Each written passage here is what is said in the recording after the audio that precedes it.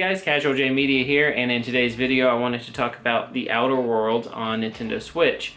So I got this game because this game is supposedly supposed to be like Fallout but set in the future in like a space, like sci-fi setting, and it's actually made by the same people that made Fallout New Vegas. So it's made by Obsidian, and this is actually one of the games that got delayed due to the pandemic that happened, and it's finally out on the Switch.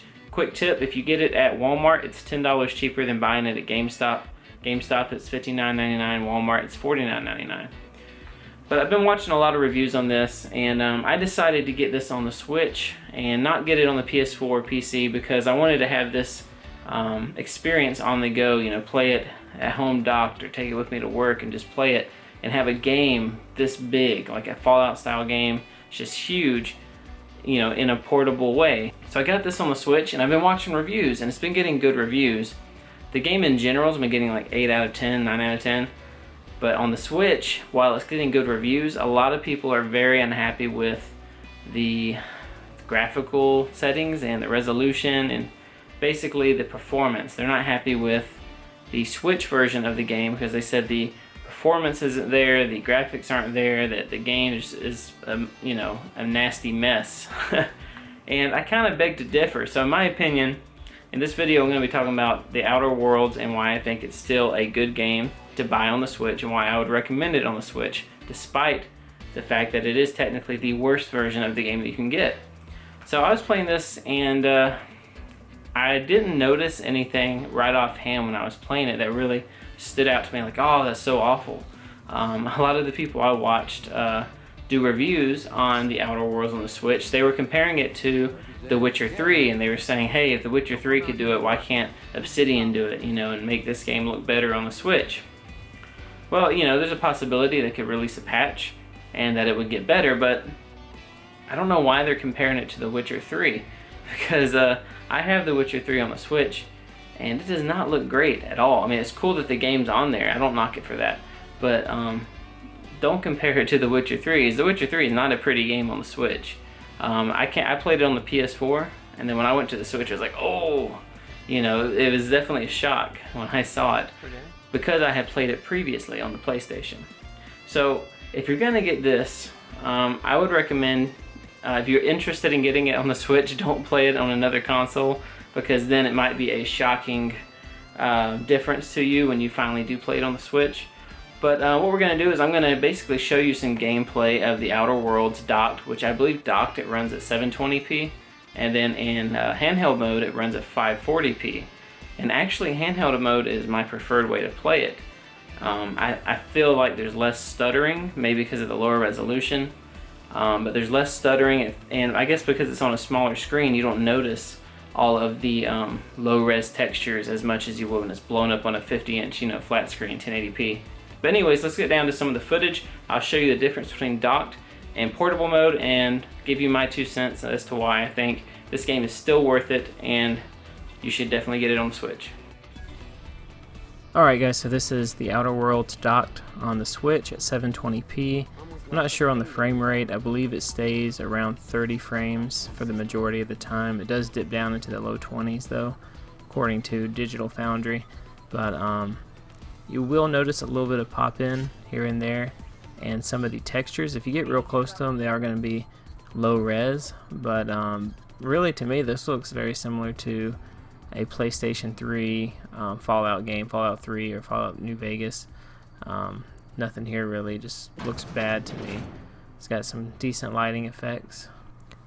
The loading times on the Switch can be longer. I believe it can take up to a full minute or more to load sometimes, which doesn't sound like a lot, but when you're sitting there waiting for a full minute, it does seem like a lot longer than it really is. A lot of the things you'll notice is the lack of anti-aliasing, low textures obviously, and the draw distance. You'll get some pop-ins, but really to me it still looks great. You can still see some of the details in the distance, like some of the ashes flying over the lava, and occasionally you can see some spaceships flying through the sky, so it's really cool. But anyways, let's switch over to the handheld footage and take a look at that. Alright, so this is playing the game portably.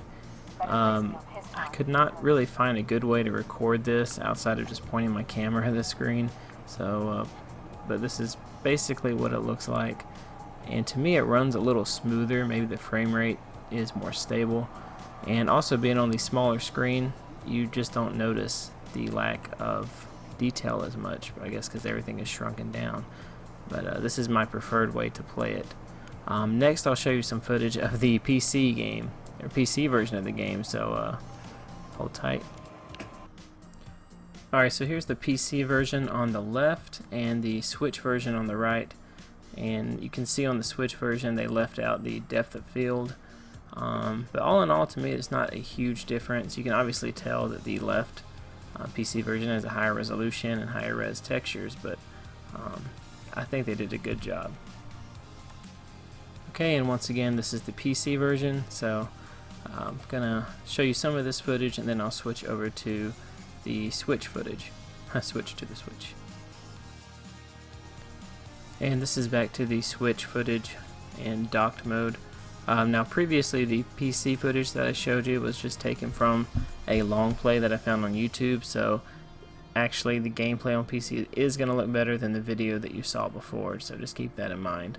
But to me it still looks pretty good on the Switch.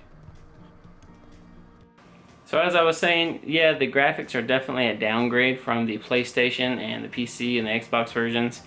But for what you're getting a huge game in the palm of your hands, and you can dock it. Now it does look better docked, as you could tell in the video, but really to me the preferred way to play it is portable. That's the main reason I got a Switch, is because I like the idea of being able to play portably. So the game looks fine to me. If you're going to be a Switch owner and you want to play every new release or third-party support, then you've got to kind of lower your expectations as to what the Switch is capable of doing. And if you do that, I don't think you'll be disappointed. It was a little shocking to me, like I said earlier, when I played The Witcher 3 on the Switch, because I had played it on the PS4, but it wasn't anything I couldn't get past. And the lower res textures and resolution of The Witcher 3 didn't matter to me, because guess what? I was playing The Witcher 3 portably, so I was happy. Same thing with the Outer Worlds. I have looked up gameplay, and while it does look better on other consoles, I think if you're a Switch owner, and as long as you keep your expectations a little lower, knowing that this is on a portable device, I think you're going to be fine.